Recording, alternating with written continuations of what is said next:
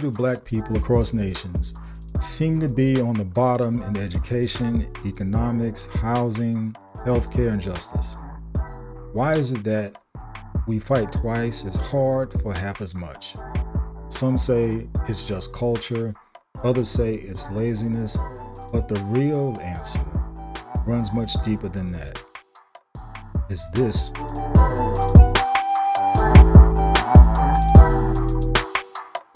the reason why?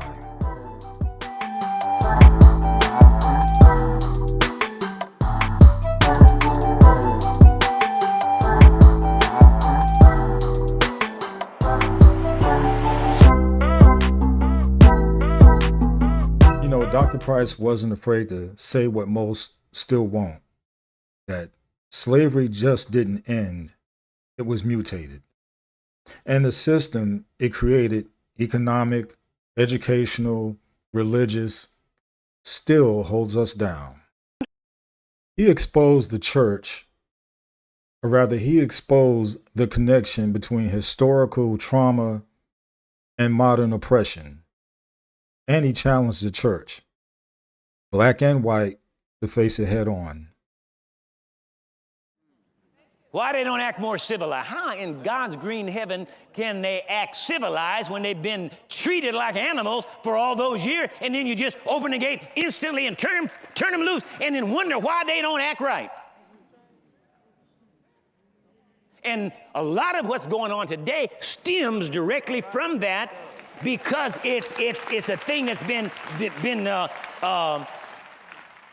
shifted down through time. And a lot of blacks, they act that way because they don't know any better. They don't know their beginning. They don't know the deception, the purposeful conspiracy to take their lives away from them. Not the physical life, but just take their lives away from them. And so they act out of character. We're acting out of character. We are a people. We'll get into that later. But we are a people with a heritage that is a wonderful heritage. And we've been stripped of it. We've been stripped of it. And so we act out of character. So somebody's got to help us. So from slavery to segregation to redlining to mass incarceration, the systems weren't broken. They were working exactly as designed. Slavery taught generations of Black people that they were inferior, and generations of white people that they were superior. Even after emancipation, that the lie just got dressed up in legal language. For example, education, underfunded Black schools, whitewashed curriculums, economics, discriminatory lending, hiring biases, wage gaps. And we have housing, redlining, gentrification, environmental racism, and then, of course, the church. You have Eurocentric theology, silence on racial truth. And all of it adds up to a question we still wrestle with. Is this why we're still on the bottom?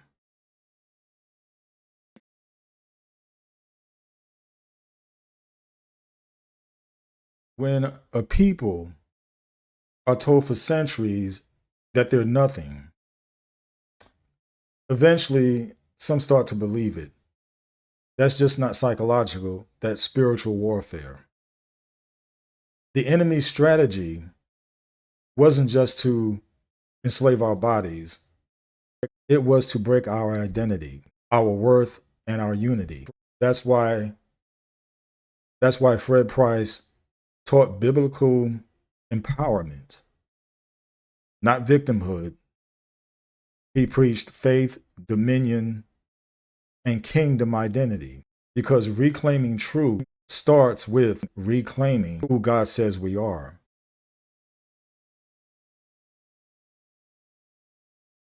So what now? We've exposed the lie, but what do?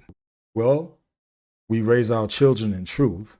We challenge our churches to stop playing it safe, we build institutions, educate boldly, and refuse to bow to a system that was never built for us. We stop waiting for freedom to be given and start walking in the freedom Christ already secured for us.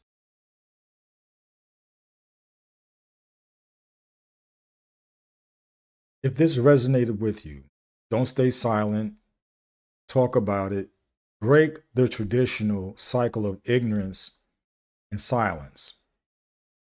Fred Price started this conversation, but it's on us to keep it going, to carry it, to see it through. So this coming Wednesday, I'll be starting a new series called Truth or Compromise: The Rise and Fall of Carlton Pearson, with Fred Price's bold standard as the measuring rod. This is After the Message. I'm Minister Marvin Fant. Let's keep the truth alive. So continue to renew your minds. Enough said. 10 common phrases with racist roots you might still be saying. Did you know some everyday phrases carry a dark and racist history? What sounds innocent today may have been rooted in oppression, mockery, and systemic racism. Let's expose the truth behind 10 common phrases with racist roots. The phrase mumbo jumbo has racist roots. The term comes from the Mandingo, or Mandinka people of West Africa. In the 18th century, British colonizers and writers like Francis Moore and later Mungo Park described a figure known as Mama Jambu, a masked male dancer or spiritual figure used in ceremonies to enforce community rules and resolve disputes. But European colonizers didn't try to understand the cultural or religious context. Instead, they mocked it and reduced it to nonsense. They mocked it and turned mumbo jumbo into a joke. As these distorted accounts spread in Europe, mumbo jumbo became a catch-all term used by colonizers to describe African rituals they didn't understand, spiritual beliefs they deemed primitive, any non-European culture they wanted to dismiss. So over time, mumbo jumbo entered English to mean meaningless nonsense or gibberish, especially when talking about religion, politics, or ceremony. People still say mumbo jumbo casually. I don't believe in all that mumbo jumbo, without knowing it originated as a way to mock African spiritual practices. Ever heard the phrase fuzzy wuzzy? It's got a racist past. Fuzzy wuzzy was a term used by British soldiers in the late 1800s during colonial wars in Sudan, especially the Mahdist War. It referred to the Hadendoa people, a subgroup of the Beja, known for their distinctive tightly curled hairstyles. British poet Rudyard Kipling even wrote a poem titled Fuzzy Wuzzy in 1892, praising their bravery in battle, but in a patronizing colonial way. So even when Kipling was complimenting them, it was through a lens of racial superiority, reducing them to exoticized natives. Later, the phrase was turned into a children's rhyme. Fuzzy Wuzzy was a bear, Fuzzy Wuzzy had no hair. While the bear rhyme seems innocent today, it erases the colonial roots and masks a history of racial mockery. Most people today use the bear rhyme without knowing the background, but understanding where it came from helps us recognize how racism can hide in plain sight, even in childhood rhymes. Eeny, meeny, miny, mo. Sounds innocent, right? But the original version, not so innocent. Oh, wow. Now, here's the thing about that. I remember as a kid growing up in New York, we would play like a game of tag. So in order to, pick the next person, we would go eeny, meeny, miny, mo. How'd I go? Eeny, meeny, miny, mo. Blah, blah, blah, blah, blah, blah, blah. I forgot some of the words. If he hollers, let him go. Eeny, meeny, miny, mo. And then wherever your hand, finger, whatever landed on the next person, then that next person was it. So that's how we used the term or phrase eeny, meeny, miny, mo. Now I know. All these years later, now I know why. Wow. The version many people grew up reciting goes, eeny, meeny, miny, mo, catch a tiger by the toe. But originally it was, catch a N-word by the toe. If he hollers, let him go. It was a rhyme passed down during slavery and Jim Crow, normalizing racism through children's games. As attitudes began to shift during the civil rights era, tiger replaced the slur in most versions. but the damage was done. Using the rhyme today without understanding its origin erases that history and risks continuing a painful legacy. Today, people say things like, "She's so uppity," "He's acting too uppity." It sounds like just another word for arrogant or stuck up. But when used against black people, especially historically, it meant something far more sinister. During the late 1800s and throughout the 1900s, white Southerners often called black people uppity when they dressed too well, spoke with confidence, demanded respect, challenged segregation or racism, didn't know their place. In other words, uppity meant a black person was acting like they were equal to white people, and that was seen as a threat. Calling a black person uppity wasn't just an insult, it was often a precursor to violence. Many lynchings, beatings, and attacks happened because a black man or woman was seen as getting too uppity. For example, black veterans returning from war who wore their uniforms proudly were often targeted for being uppity. Today, people use uppity without always knowing its history, but when it's used toward black people, it still carries that ugly coded meaning from the past. Grandfathered in sounds harmless, right? Nowadays, people use it to mean someone is exempt from a new rule because they were already doing something before the change. Example, I got grandfathered in at the old price. After the 15th Amendment gave black men the right to vote in 1870, Southern states passed laws to stop them without violating the Constitution outright. So they created literacy tests, poll taxes, and property requirements, all designed to block black voters. But there was a problem. Those same rules would have blocked poor and uneducated white men too. Southern states added a rule that said, if your grandfather could vote before the Civil War, you don't have to take the literacy test. That meant white men were grandfathered in. Black men, whose grandfathers were enslaved and couldn't vote, were excluded. Today it means you're exempt from a new rule, but the phrase is rooted in racism and voter suppression. Next time you hear grandfathered in, remember where it really came from. Heard it before. No comments from the peanut gallery. Today people use it casually to mean unwanted opinions from the sidelines. No comments from the peanut gallery. It sounds harmless, but it wasn't always. In the late 1800s and early 1900s, during the height of Jim Crow segregation, theaters had separate seating. The cheapest, worst seats were called the peanut gallery. That's where black people and poor people were forced to sit, usually in the upper balconies, farthest from the stage. They were called the peanut gallery because peanuts were the cheapest snack. And audience members in those sections were known to throw peanuts at performers, especially during racist minstrel shows. Calling someone the peanut gallery implied their opinion didn't matter. They were low class or disruptive, and it carried the weight of racial and social exclusion. So when you say quiet down peanut gallery, it echoes a time when black voices were literally pushed to the back of the room and mocked for speaking up. Ever say that was a cakewalk to mean something was easy? Most people use it to describe something simple or effortless. That test was a cakewalk. They won that game in a cakewalk. But the truth? The phrase began as a mockery of black people by white audiences, after originally being created by enslaved black people themselves. The cakewalk was a dance created by enslaved black people in the 19th century. It began as a way to mock the stiff, formal dances of white slave owners with exaggerated high steps, bows, and struts. Slave owners didn't realize they were being mocked and began hosting contests for who could do the best dance. The prize? Often a cake, which is how it got its name, cakewalk. After slavery, the cakewalk was co-opted by white performers in blackface during minstrel shows. They exaggerated the dance to mock black people as foolish or overly proud. What started as a clever form of resistance and humor became another tool of white supremacy and racist entertainment.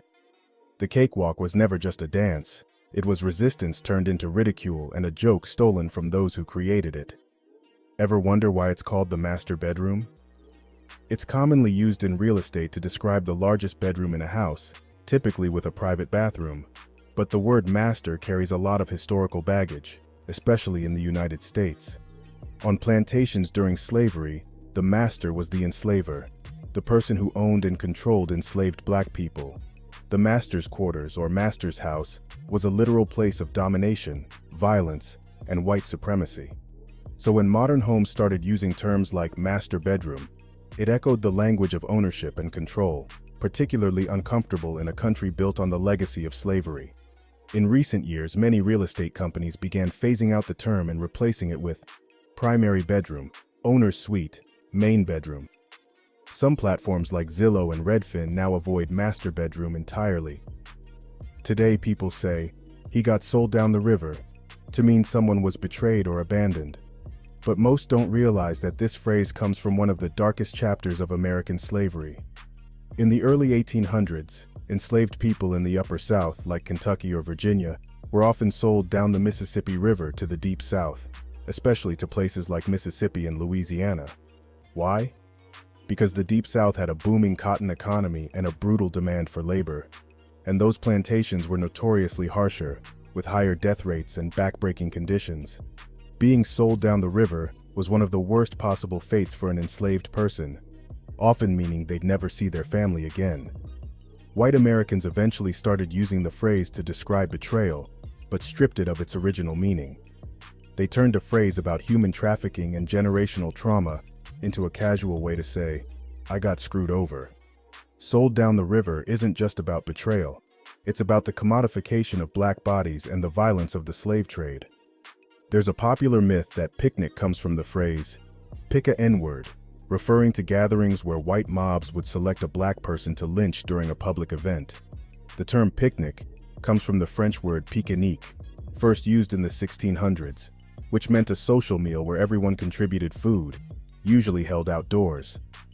It entered the English language in the 18th century, long before lynching events became widespread in the US South. Even though the word itself didn't come from lynching, the association is historically valid. In the late 1800s and early 1900s, lynchings of black people in the American South often became public events. Families would gather with food. Photographs of lynchings were turned into postcards.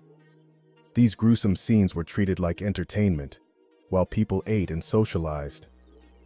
Picnic is not a racist word in origin, but the history of picnics being held during racist violence is real and painful. The truth is, language isn't just about words. It's about power, history, and memory. Many of these phrases didn't start off innocent. They were born from slavery, segregation, and colonialism. And they've survived, hidden in everyday conversation. But now you know. And once you know, you can't unhear it. So the next time someone casually says cakewalk or peanut gallery, pause, ask questions, share the truth.